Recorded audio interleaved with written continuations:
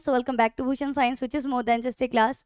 आप सबका बहुत बहुत स्वागत है भूषण साइंस के नर्सिंग एंट्रेंस यूट्यूब चैनल पर। I am Renuka, your chemistry tutor. और इस वीडियो में बच्चे मैं आपको बताने वाली हूँ पीजीआईएमएस रोहतक के एक्सपेक्टेड कट ऑफ पर, उसका पेपर पैटर्न कैसा है, इस साल जो पेपर हुआ है 7 सितंबर को वो कैसा था, क्या उसमें आपको गवर्नमेंट कॉलेजेस मिल सकता है या आपको प्राइवेट कॉलेजेस मिलेंगे, उनके कट ऑफ क्या है, साथ में मैं आपको बताऊंगी किस रैंक पर कौन सा कॉलेज आपको मिल सकता है। And I am gonna help you for your counselling strategy, कि आपकी काउंसलिंग स्ट्रेटेजी कैसी रह सकती है या आपको कैसी बनानी पड़ सकती है। और साथ में मैं आपको ये भी बताऊंगी कि जो पेपर एनालिसिस हमने किया है 7 तारीख का, वो आसान था, मॉडरेट था या टफ था। तो सबसे पहले मैं आपको बता दूं, हर साल हरियाणा की सबसे फेमस यूनिवर्सिटी जो बीएससी नर्सिंग एंड पैरामेडिकल के एग्जाम को कंडक्ट करवाती है, विच इज पीजीआईएमएस रोहतक, जिसका नाम है Pandit Bhagwat Dayal Sharma university of health sciences. तो बच्चे, इनका जो पेपर पैटर्न होता है पीजीआईएमएस रोहतक के एग्जाम का, उसमें आप कह सकते हो कि फिजिक्स, केमिस्ट्री एंड बायोलॉजी के बच्चे आते हैं 60 क्वेश्चंस, मतलब कि 180 क्वेश्चन आते हैं टोटल पे। और इसके जो मार्क्स होते हैं, इनके मार्क्स भी अगर आप देखो तो 1 मार्क फॉर ईच क्वेश्चन, यानी 180 मार्क्स आपको यहाँ पर देखने को मिलते हैं इस पेपर में। तो कई बच्चों ने 7 सितंबर को जो पेपर दिया है, उनमें हमने बहुत सारे बच्चों से बात की और उनके अनुसार हमें पता चला कि इस साल का जो पेपर पैटर्न था वो सेम था। लेकिन हर बार क्या होता है कि फिजिक्स का सेक्शन अलग होता है, केमिस्ट्री का अलग होता है, बायोलॉजी का अलग होता है। तीनों के हम जब पेज पलटते हैं तो बच्चे आपको यहाँ पर इस तरीके सेक्शन देखने को मिल सकता है। पहले फिजिक्स के क्वेश्चन आएंगे 60 क्वेश्चन तक, यहाँ तक, फिर आते हैं बेटा केमिस्ट्री के, फिर आते हैं बच्चों यहाँ पर और आगे तो बायोलॉजी के ऐसे मिलते हैं आपको 60 क्वेश्चन, 60। लेकिन प्रॉब्लम इस बार ये थी कि पेपर पैटर्न के अनुसार इस बार इन सबको कर दिया गया था मिक्स। मिक्स मतलब आप समझ रहे हैं कि बच्चों को कितना टफ पड़ा होगा टाइम मैनेजमेंट करने के लिए, क्योंकि फिजिक्स, केमिस्ट्री और बायोलॉजी तीनों को क्वेश्चन को आपस में मिक्स कर दिया गया था। ठीक है, तो यहाँ पर उनको पहली प्रॉब्लम हुई। दूसरी बात ये कि हर साल जो उसका पीजीआईएमएस रोहतक का जो पेपर था ना बच्चे, वो मॉडरेट होता था। लेकिन इस बार का पेपर हमें बच्चों से पता चला है कि इजी था, साथ में थोड़ा सा कैलकुलेटिव भी आया था। और साथ में आप ये बात कर सकते हो कि कैलकुलेशन के साथ में जो क्वेश्चंस आए थे वो बहुत ही इजी थे, यानी 1 to 2 स्टेप लाइनर क्वेश्चन थे। तो आप कह सकते हो कि इस बार का पेपर पैटर्न मिक्स भी था और साथ में इसका एनालिसिस करें तो कैलकुलेटिव और थियोरी को अगर मिला ले तो ये क्या था बेटा, बहुत ही ईजी था। ठीक है, तो ये तो हमें समझ में आ गया कि पेपर एनालिसिस करने से जो कट ऑफ है, अब कट ऑफ 2 पॉइंट पे डिपेंड करता है बेटा। एक होता है कि बहुत सारे बच्चों ने, जितने बच्चों ने भी पेपर अटेंड किया हो, ठीक है, जितने बच्चों ने पेपर दिया और सीट्स कितनी अवेलेबल है उसके अनुसार कट ऑफ निकाले। और दूसरा जो टर्म होता है, अगर पेपर तो इजी है और बच्चे ज्यादा है तो कट ऑफ क्या होगा, हाई जाएगा, है ना, सीधी बात है, क्योंकि भाई सीट्स कम है और बच्चे बहुत सारे हैं। और अगर पेपर इजी कर दिया है मतलब कि कट ऑफ हाई जाना तो कंपलसरी है। तो अकॉर्डिंग टू देखा जाए तो इस साल अगर बात की जाए तो कम से कम 19 से 20 हजार बच्चों ने इस पेपर को दिया है पीजीआईएमएस रोहतक की। तो अब मैं आपको बताने वाली हूँ इस वीडियो में कि किस तरीके से, अगर हम बात करते हैं बच्चे 2024 की, तो 2024 में ऐसे कौन से कॉलेजेस थे जिन्होंने इस पूरे पीजीआईएमएस रोहतक के एग्जाम में बच्चे पार्टिसिपेट किया था। चाहे बात कर लो गवर्नमेंट कॉलेज की या बात कर लो बेटा प्राइवेट कॉलेजेस की। तो ये मेरे पास आप देख सकते हो एक डेटा ओपन है और इस डेटा में आप देख पाएंगे कि यहाँ पर जो कॉलेजेस है जिन्होंने पीजीआईएमएस रोहतक में पिछले साल या यानी कि 2024 और 25 के बीच में जिन्होंने क्या किया था बेटा, 2024 में जिन्होंने पार्टिसिपेट किया था अपनी सीट्स को फिल करने के लिए, वो गवर्नमेंट कॉलेजेस कौन से थे। तो आप देख सकते हो Deendayal college of nursing Karnal की, फिर college of nursing PGIMS Rohtak की, फिर गवर्नमेंट कॉलेज ऑफ नर्सिंग सैफीडॉन की। 3 कॉलेजेस ऐसे थे बच्चे जिन्होंने पार्टिसिपेट किया गवर्नमेंट सीट्स को भरने के लिए। और अगर इनकी सीट्स को आप देखोगे, इनकी टोटल सीट्स को आप देखोगे तो एक बार इनका नाम देख लीजिएगा, Deendayal Karnal, college of nursing PGIMS, then government college of nursing Safidon. और यहाँ पर एक और चीज मैं आपको बता दूं, आप ये देख सकते हैं for female candidates only, for female candidates only, यानी कि रोहतक और सैफीडॉन, इन दोनों के गवर्नमेंट कॉलेज जो है बेटा, दोनों के दोनों सिर्फ फीमेल कैंडिडेट को अप्लीकेबल करते हैं। जबकि दीनदयाल कॉलेज होता है बेटा, ये को एजुकेशनल है, मतलब गर्ल्स और बॉयज दोनों इस कॉलेज में एक साथ पढ़ सकते हैं। ठीक है, अब बात करते हैं इनके सीट्स की। तो यहाँ पर मैं आपको इनके सीट्स टोटल दिखाने वाली हूँ, ये देख सकते हो आप लोग, ये 44 सीट्स है किसमें, दीनदयाल में, जहाँ पे आप कह सकते हो गर्ल्स और बॉयज दोनों एडमिशन ले सकते हैं। ठीक है। फिर पीजीआईएमएस रोहतक की बात करूं तो 82 सीट्स है फॉर बीएससी नर्सिंग, क्योंकि ये जो डेटा मैंने निकाला है ना बच्चे, ये सिर्फ और सिर्फ बीएससी नर्सिंग का है। अभी मैंने अभी आपको पैरामेडिकल का नहीं बताया। तो यहाँ पर ध्यान देंगे कि दीनदयाल में 44 seats as a coeducational girls boys both, PGIMS Rohtak में 82 only for girls, and also Safidon में भी 66 ओनली फॉर गर्ल्स। और जब आप इनको टोटल करेंगे तो आप पाएंगे 192 सीट्स थी पिछले बार 2024 में अवेलेबल फॉर गर्ल्स और बॉयज बोथ। ठीक है, गर्ल्स यहाँ पर आप कह सकते हो ऑब्वियसली 100 से प्लस सीट है, 150 से प्लस सीट्स है, एंड बॉयज में आप कह सकते हो 20-30 सीट्स बॉयज को जाएगी, जो भी अकॉर्डिंग टू कट ऑफ ले आया। तो यहाँ पर आप देख सकते हो ये टोटल सीट्स थी बेटा किसके लिए, ये सीट्स थी आपकी गर्ल्स और बॉयज दोनों के लिए। और साथ में आप देख सकते हो यहाँ पर changes in the seat matrix if any will be upload before the allocation of seats. यहाँ पर लिखा गया था नोट में कि अगर मान लीजिए अगर कोई भी सीट में बदलाव आता है बच्चे, तो सीट में बदलाव आने के पहले यानी सीट मैट्रिक्स को फिर से अपलोड किया जाएगा बिफोर काउंसलिंग और before the allocation of seats. Allocation of seat मतलब आपको सीट मिले, आपको फाइनल सीट मिले, उसके पहले ही इन सीट को अपडेट कर दिया जाएगा अगर कोई कॉलेज जुड़ता है या अगर कोई कॉलेज बदलता है। ठीक है, तो ऐसी अगर आप देखते जाएं तो आप इसी इसमें पाएंगे। अब देखिए गवर्नमेंट सीट्स आपको समझ में आ गई कि गवर्नमेंट जो सीट्स थी 192 सीट्स थी। कितनी थी बेटा, 192 सीट्स थी, गर्ल्स बॉयज बोथ अगर मिला लिया जाए तो स्पेशली फॉर गर्ल्स। ठीक है, अब अगर आप देखते हो यहाँ पर किसके लिए, बीएससी नर्सिंग के लिए, तो आपको बता दूं बीएससी नर्सिंग, ये देखिएगा, ये देखिए ये पैरामेडिकल कोर्सेज के लिए भी निकाला गया है seat matrix for admission to paramedical courses. ये देखिए पैरामेडिकल कोर्सेज, और यहाँ पर भी पैरामेडिकल के कोर्सेज में अगर मैं बात करूँ फॉर प्राइवेट की बात की जाए तो ये गवर्नमेंट इंस्टीट्यूशन है, ये गवर्नमेंट इंस्टीट्यूशन है। आप देख सकते हो यहाँ पर लिखा हुआ है medical courses government institution for session 2024 to 2025। ये भी टेंटेटिव है, टेंटेटिव का मतलब इसमें कोई बदलाव हुआ जा सकता है, अभी भी किया जा सकता है। ठीक है, और ये देखिए ये अब आपको दिख रहा होगा यहाँ पर, ये प्राइवेट कॉलेजेस की लिस्ट है बेटा किसके लिए, position for seats for admission to BSc nursing course in private unaided nursing colleges affiliated to Pandit Bhagwat Dayal Sharma UHS Rohtak for the academic session 2024 to 25। यानी आप कह सकते हो 2024-25 का जो सेशन था उसके लिए जो टेंटेटिव सीट्स निकली थी फॉर प्राइवेट कॉलेजेस, वो टोटल सीट्स मैं आपको बताना चाहूंगी 2030 समथिंग सीट थी। और टोटल कॉलेजेस बच्चे वो भी मैं आपको दिखा देती हूँ इस सीट में, ये देखिए ये आप देख पा रहे होंगे टोटल 38 कॉलेजेस हरियाणा में, टोटल 38 कॉलेजेस जिसमें को एजुकेशनल है, गर्ल्स बॉयज दोनों ले सकते हैं। और जो टोटल सीट्स थी बेटा वो बढ़ी 2030, मतलब कि 2030 सीट्स अवेलेबल है आपके लिए बीएससी नर्सिंग कॉलेजेस में बच्चे फॉर द प्राइवेट इंस्टीट्यूशन। लेकिन ये को एजुकेशनल तो है ही है, 2030 सीट्स तो थी, पर यहाँ पर आप ये भी देखेंगे कि 50% स्टेट कोटा सीट्स भी है। यानी कि आप कह सकते हो जो बच्चे स्पेशली फॉर बॉयज में कहना चाहूंगी जिनको गवर्नमेंट कॉलेजेस में एडमिशन नहीं मिला, वो ऑब्वियसली बात है इसमें आएंगे प्राइवेट कॉलेजेस में। तो प्राइवेट कॉलेजेस के भी 50 सीट्स जो है वो स्टेट कोटा की है। स्टेट कोटा का मतलब क्या है, सिर्फ 50% जो सीट होगी वो आप उसी स्टेट में, अगर आप हरियाणा से बिलोंग करते हो तो आपको उसी जगह बेटा बोनाफाइड सीट्स मिलेंगी 50%। बाकी 50% जो सीट्स है वो अदर स्टेट के बच्चों के लिए। तो कई बच्चों को ये डाउट था कि मैम अगर बात करते हैं हरियाणा की तो क्या अगर हम पीजीआईएमएस रोहतक दे तो क्या हमें वहाँ के गवर्नमेंट कॉलेजेस मिलेंगे। तो बच्चे सॉरी टू से दिस बट नहीं मिलेंगे। आपको यहाँ पर 50% कॉलेजेस में आप कह सकते हो 50% सीट्स मिलेंगी प्राइवेट कॉलेजेस के लिए जो अदर स्टेट के लिए रिजर्व्ड है, लेकिन बाकी 50% स्टेट कोटा के लिए, मतलब जो बोनाफाइड है जस्ट इन हरियाणा। ठीक है, अगर आप डोमिसिल है हरियाणा के, अगर आप वही के रहवासी है तो वहाँ की 50% जो सीट्स होंगी प्राइवेट कॉलेजेस की वो आपके लिए ऑलरेडी बेटा रिजर्व्ड है।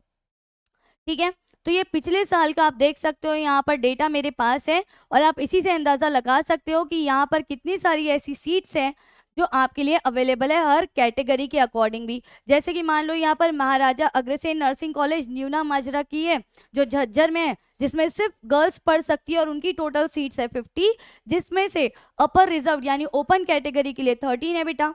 पर्सन विद डिसेबिलिटी की अगर मैं बात करूँ तो यहाँ पर 1 है। ठीक है, और सही में अगर इसी तरीके से बात करो तो SC देन SC यहाँ पर भी आप देख सकते हो, ये सारे के सारे BCA हो गया। इन सब के लिए जो टोटल सीट्स यहाँ पे आपको अवेलेबल मिलती है वो इतनी है, और उसमें से भी 50% और रिजर्व्ड है। ये 50 से भी 50% की अगर मैं बात करूँ मैनेजमेंट कोटा की है, जिसमें 4 NRI, 21 मैनेजमेंट और टोटल ऐसी 25 जो सीट्स है बच्चे, वो 50% मैनेजमेंट कोटा की है, मतलब बाहर के लोग जिसमें से पढ़ रहे हो, और ये आपकी है जो आप हरियाणा में रहते हो और अगर आप इसमें एडमिशन लेते हो। तो ये वाली आपकी मैनेजमेंट साइड की है, जिसमें आप कह सकते हो कि मैनेजमेंट कोटा के थ्रू जाया जा सकता है, और ये जो सीट्स है बेटा ये सिर्फ हरियाणा वालों के लिए रिजर्व्ड है। ठीक है, 50 हुआ, 50 में से हाफ हाफ किया, 50-50% दोनों का, तो मतलब 2030 में अगर मैं सीट बात करूं तो 2030 में से 1015 सीट्स मैनेजमेंट कोटा की और 1015 सीट्स बच्चे आपके खुद के डोमिसाइल के लिए, हरियाणा वालों के लिए।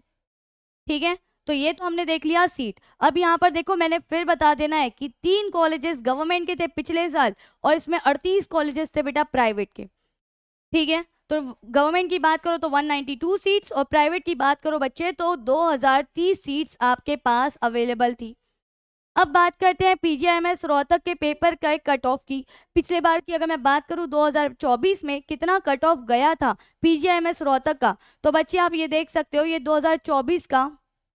2024 की एलिजिबल जो हुए थे कैंडिडेट्स काउंसलिंग के लिए, उनकी प्रोविजनल लिस्ट आपको दिखा देती हूँ। जैसे कि देखो ये जो बच्चा है, इस बच्चे की अगर मैं बात करूँ तो इसके मार्क्स टोटल कितने आए, 73। अब टोटल मैक्सिमम 180 मार्क्स आ सकते थे, 180 का टोटल पेपर होता है, तो 180 में 73 मार्क्स इसे मिले, और इसका परसेंटेज अगर आप देखो तो 40.56% है। ठीक है, और ऐसे बहुत कम बच्चे थे बेटा जिनका आप कह सकते हो कि 180 में भी बहुत कम बच्चे थे जिनका 140 क्रॉस किया हो। सिर्फ 1 या 2 ही बच्चे थे जिनका 41 42 आया है, बाकी बहुत सारे बच्चों का 130 समथिंग आया है, आप देख पा रहे होगे। अगर आपने पेपर अटेंड नहीं किया तो आपके सामने इस तरीके से एब्सेंट लिखा जाता है और आप उसकी काउंसलिंग से बाहर हो जाते हो बेटा। जबकि यहाँ पर आप देख पा रहे होगे, यहाँ पर आप देख पा रहे होगे इन बच्चों के लिए, देखिएगा ध्यान से, इस उधर आपका नाम, उधर आपका father's name, your father's name, date of birth, marks जितना आपको मिला है 180 में, और 180 में इतना मिला है तो कितना परसेंटेज आपका बनता है वो भी यहाँ पर दे दिया है। तो यहाँ पर अगर आप देखो ध्यान से, यहाँ पर अगर आप देखो ध्यान से, तो इसी तरीके से आप देख पा रहे हो कि किसी का भी परसेंटेज 90 क्रॉस नहीं हुआ है बेटा। बहुत कम बच्चे हैं, एक भी बच्चा ऐसा नहीं है जिसका 90 क्रॉस हुआ है। मैं परसेंटाइल की बात नहीं कर रही हूँ, मैं परसेंटेज की बात कर रही हूँ। 100 में जितने मार्क्स मिला है तो उसका परसेंटेज क्या होगा, देखो ये देखो बच्चे का 72%। ठीक है, 72 परसेंटेज मिला है इसको। ठीक है, ऐसे बहुत रेयर बच्चे बेटा जिनका 70 80 समथिंग क्रॉस हुआ हो। मतलब पिछले साल का अगर पेपर देखा जाए तो बहुत ही मॉडरेट पेपर था, जिसमें फिर भी बच्चों ने 140 क्रॉस नहीं किया। 141 142 वाले 2 ही बच्चे थे, और 115 to 130 की अगर मैं बात करूं बच्चे, तो ऐसे 13 या 15 पेपर, मतलब 15 बच्चे थे जिनका मैंने देखा कि भाई इतना परसेंटेज आया है। तो आप सोच सकते इतने मार्क्स आए हैं, मतलब आप सोच सकते हो कि पेपर पिछले साल का कैसा गया, जिसमें 180 भी क्रॉस नहीं हुआ बच्चों का। लेकिन इस बार जो हमें एनालिसिस हमने किया है, उनका एनालिसिस की अगर मैं बात करूं बेटा, तो उनके लिए एनालिसिस यही कहना चाहूंगी कि पेपर ईजी था, तो कट ऑफ जहां तक कि मैं बता सकूं तो कट ऑफ इसका हाई जा सकता है। तो पिछले साल की अगर मैं बात करूं कट ऑफ की 2024 की, तो यहाँ पर देखिएगा 140 या 141 की बात करूं तो सिर्फ 2 ही ऐसे बच्चे थे, वो भी इसकी बात कर लो, जिनको ये मार्क्स मिले थे। और इतने मार्क्स का मतलब आप जान रहे हो, यानी कि 70 to 80% उन्होंने क्रॉस किया था, 70% मैक्सिमम। ठीक, और उसके बाद अगर बात करूं 130 तक के बच्चों की, तो इनमें ऐसे 10 या 15 ही बच्चे थे बेटा जिन्होंने इतना मार्क्स लाया, किसमें 180 में, जिन्होंने इतना मार्क्स स्कोर किया। मतलब पिछले साल तो मॉडरेट था, इस बार इजी था, तो इससे थोड़ा सा ज़्यादा ले लीजिए। अगर देखा जाए कट ऑफ की एग्जैक्टली, तो अगर आपके मार्क्स, ध्यान रखिएगा, अगर आपके मार्क्स 120 to 130 कह लीजिए इतने आते हैं, और अगर आप जनरल में हो, तो बेटा आपको गवर्नमेंट कॉलेज मिल सकता है। कितना मिलेगा, गवर्नमेंट कॉलेज जो है बच्चे वो आपको मिल सकता है, इतना मैं आपको बता दूं। ये एक्सपेक्टेड कट ऑफ मैं आपको बता दूं पिछले साल के एनालिसिस के अकॉर्डिंग। ठीक है, और इसी से अगर मैं बात करूं, ये गवर्नमेंट कॉलेजेस वो भी किस कैटेगरी के लिए बेटा, जनरल की कैटेगरी के लिए मैं कह रही हूँ बच्चा। अब अगर मान लो इससे मैं थोड़ा सा 10% अगर 10-20 मार्क्स कम भी कर दूं, मतलब अगर आपके मार्क्स 120 और अगर ये तो 120 प्लस लिख दूंगी इसमें, और अगर आपके 110 या 115 के प्लस में है तो यहाँ पर मैं कह सकती हूँ कि ये ओबीसी वालों का कट ऑफ इतना जा सकता है। और अगर बात की जाए 105 तो SC ST में आप कह सकते हो कि इतना मार्क्स आपको लाना कंपलसरी है। मतलब अगर आपको गवर्नमेंट कॉलेजेस चाहिए तो according to the seats and according to the people who have attended the exam, तो इतना कट ऑफ आपका जा सकता है बेटा, इतना। ठीक है, अगर इसमें 5-10 मार्क्स का ऊपर नीचे का होगा, ज़्यादा से ज़्यादा अगर हुआ तो, अगर जनरल की बात हो जाए तो हो सकता है 125 130 तक हो जाए, लेकिन 120 प्लस कट ऑफ जाना तो ज़रूरी है, होगा ही होगा, क्योंकि सीट्स जितनी अवेलेबल है 192। और अगर बच्चे अगर 18,000 बच्चे अगर एग्जाम दे रहे हैं तो मतलब आप समझिए कि कट ऑफ कितना अच्छे से जा सकता है, जबकि पेपर ईजी भी था। ठीक है, तो यहाँ तो मैंने आपको बता दिया government colleges, private colleges, paper का लेवल क्या था, पेपर पैटर्न कैसा होता है। अब मैं आपको बता देती हूँ किस रैंक पर आपको क्या कॉलेज मिल सकता है। तो इतना मैं आपको बता दूँ, हमारे पास में 3 कॉलेजेस है बेटा, जिनको 120 प्लस अगर आपका मार्क्स आया है, 130 प्लस भी आ गया तो आप उन तीनों कॉलेजेस में आप एप्लीकेबल कर सकते हैं, अप्लाई कर सकते हैं, और आपको चांसेस भी है कि तीनों में से किसी एक ने एक में लग जाएगा, अगर स्पेशली आप गर्ल हो तो।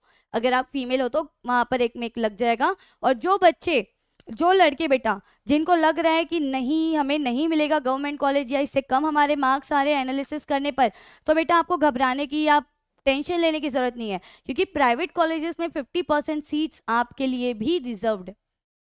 तो अगर आपके मार्क्स अच्छे आ रहे हैं तो बिल्कुल टॉप प्राइवेट कॉलेजेस में एडमिशन लेने की कोशिश करेंगे थ्रू काउंसलिंग। और याद रखिएगा, आपका जो रिजल्ट है बच्चे वो आपसे आप कह सकते हो आज से ठीक 10 दिन मान के चलो, 10 दिन के अंदर आपका रिजल्ट तो आना ही आना है। तो रिजल्ट आ जाए, मेरिट लिस्ट आ जाए, तुरंत काउंसलिंग पे अपना काम शुरू कर देना। मैं आपको कुछ डॉक्यूमेंट्स बता देती हूँ जो आपको रखना कंपलसरी है अगर आप जल्द से जल्द अच्छी सी सीट पाना चाहते हैं तो। ठीक है, तो काउंसलिंग के जो डॉक्यूमेंट्स आपको लगेंगे वो होगा बेटा आपकी 10th और 12th की मार्कशीट। सबसे पहले बच्चा 10th और 12th की मार्कशीट मिस नहीं करेगा। और ध्यान रखिएगा, जो भी फॉर्म आपने फिल किया है उस फॉर्म पे जो आपका डेट ऑफ बर्थ होगा वो डेट ऑफ बर्थ 10th और 12th की मार्कशीट का होना चाहिए।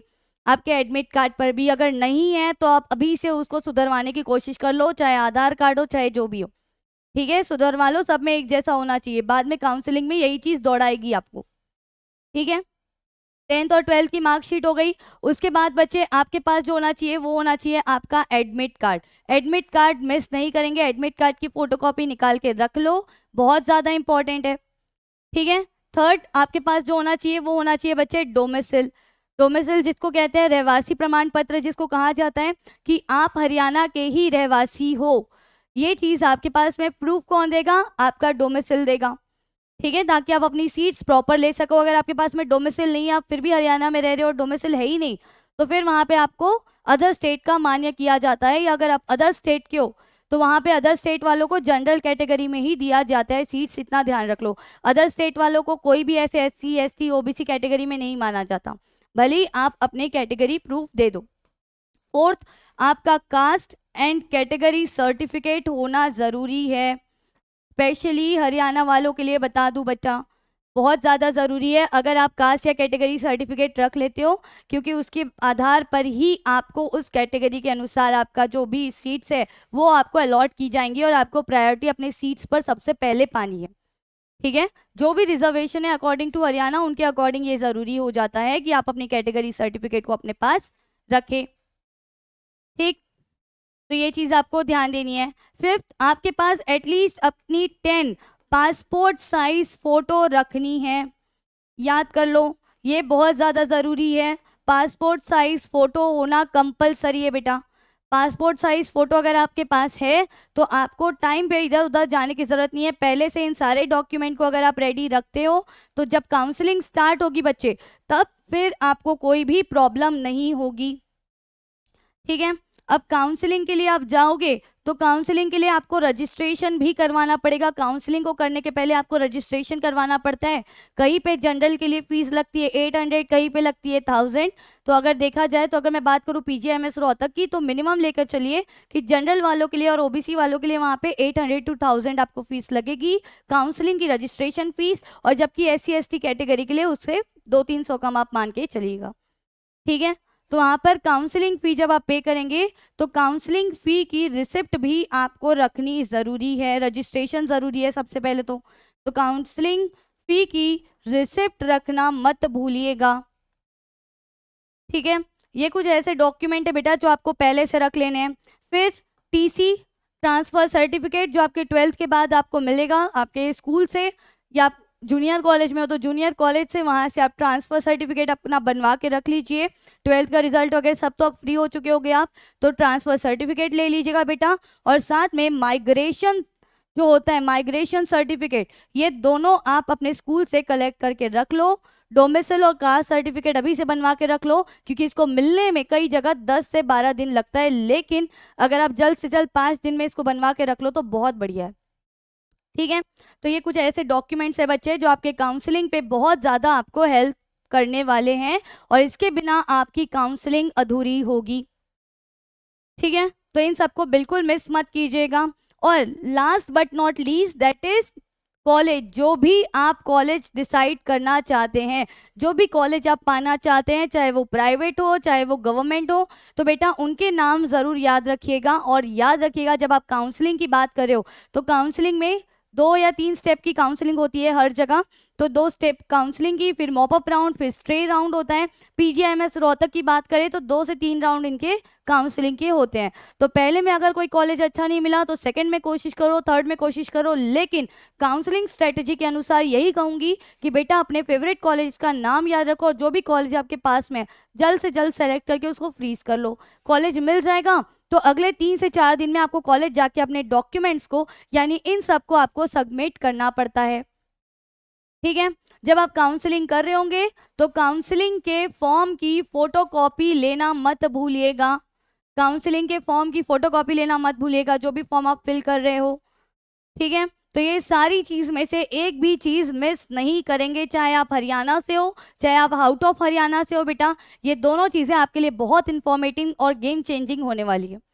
तो आई होप आपके माइंड में जो इतने अब तक डाउट्स थे, गवर्नमेंट कॉलेजेस कौन से हैं, प्राइवेट कौन से हैं, एक्सपेक्टेड कट ऑफ क्या है, पेपर पैटर्न क्या है, या किस तरीके से काउंसलिंग के लिए क्या क्या डॉक्यूमेंट लगेंगे, तो ये सारी चीज़ें मैंने आपको इस वीडियो में बताई है। एंड आई होप आपको ये वीडियो पसंद आया होगा।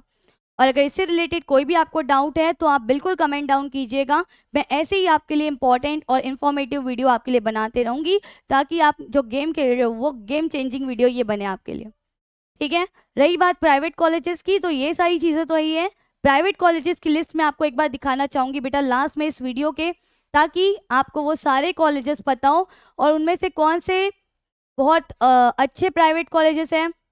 ये देखिए एक और चीज़, 96 मार्क्स पे 53%, तो आप समझ सकते हो कि आपको किस मार्क्स पे कितने परसेंटेज मिल सकते हैं। और कॉलेजेस की बात की जाए तो ये देखिए, ये देख पा रहे हो आप, ये हैं आपके private colleges for BSc nursing. ये देखिएगा, BDM nursing college Pichkwas Jhajjar का co-education Virendra Singh nursing only female, ठीक है। Jayaprakash Sharma co-education, Florence school and college of nursing co-education Faridabad में है।